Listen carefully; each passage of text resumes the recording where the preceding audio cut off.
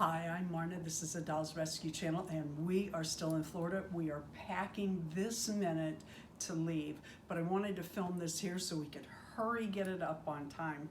So I just wanted to say, hi Barbie, hi Barbie, hi Barbie, hi Ken.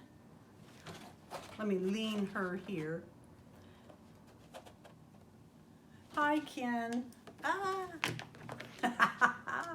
That's all right. Ironing board's not the most stable Yeah, surface yeah. to stand on. Hi Ken. Hi Blythe. Hi Mitty Blythe. What? Not Alan?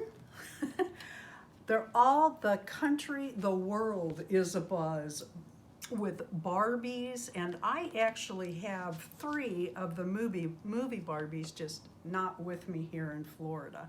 Everybody is just, the gingham is selling in the fabric stores and everybody's talking about Barbie, Barbie, Barbie.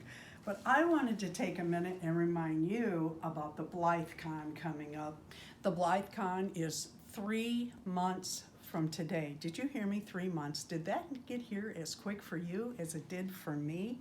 So make your plans, if you can go at all, to the New Jersey BlytheCon.